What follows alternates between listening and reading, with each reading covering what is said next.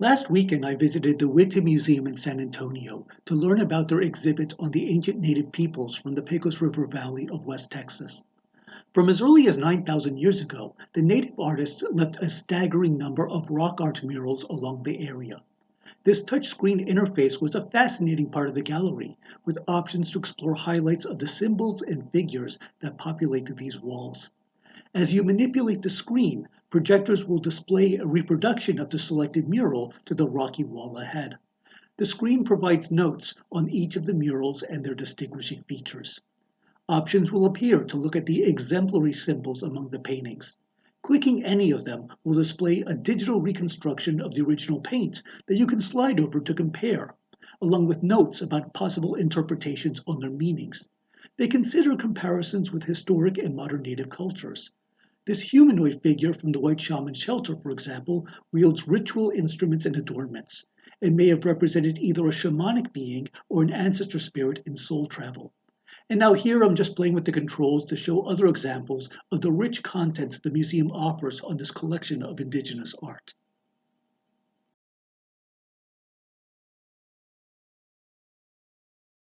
The native peoples of the Pecos River Valley were hunter-gatherers, nomadic bands of family who foraged the lands to collect fruits, animals, and other resources by which they continued their culture.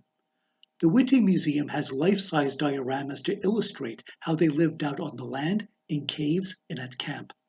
Shelves around the scenes display foods, tools, and other materials that archaeologists have studied to reconstruct their daily and spiritual activities. Interpreting ritual from pictures without direct links to textual explanations is controversial. Archaeologists have vigorous debates over the question of spiritual symbolism in ancient art, especially for shamanism. So the first step is to find evidence that shamans may have practiced in the ancient Pecos culture, and it is quite convincing. First of all, there is evidence for the presence of many plants with entheogenic properties.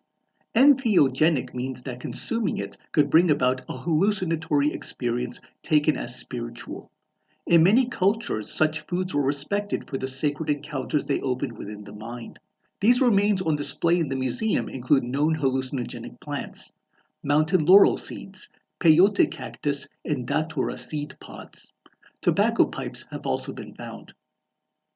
While the shaman participates in the same activities as everybody else in the community, he or she has a privileged access to the spirit worlds, which are reached through other states of consciousness.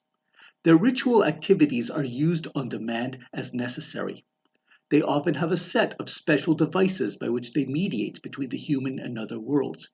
We see examples in this extraordinary discovery, a toolkit of ritual materials. They include practical instruments such as a netted bag, a fiber brush, and a fire rubbing stick.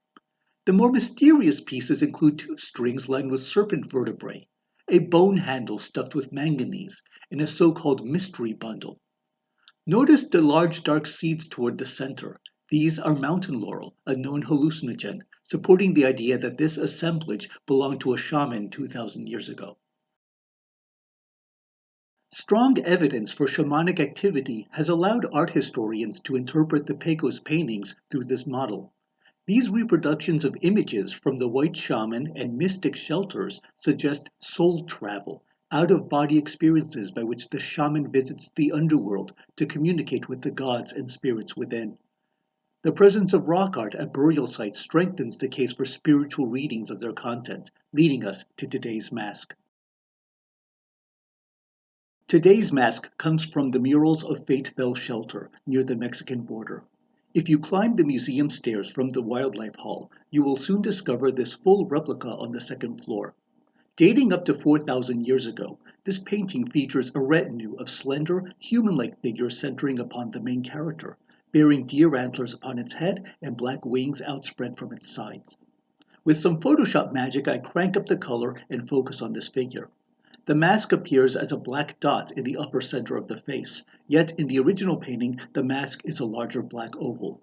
In the video description, I link to a Shumla page with further research on the antlered figures in this and other Pecos rock art. Carolyn Boyd has studied the antlered figures in this tradition and suggested their relation to the gods of fire, deer, the sun, and Venus. Shamanic soul travel often involves the experience of changing into animal shapes such as the deer in this current painting. The prominent wings would have helped the divine figure navigate among the heavenly realms above or even descend into the underworlds below. And all in all, the event is depicted in the intense color associated with such vision. This painting is the epitome of the shamanic soul travel experience. Thank you for watching, and good roads.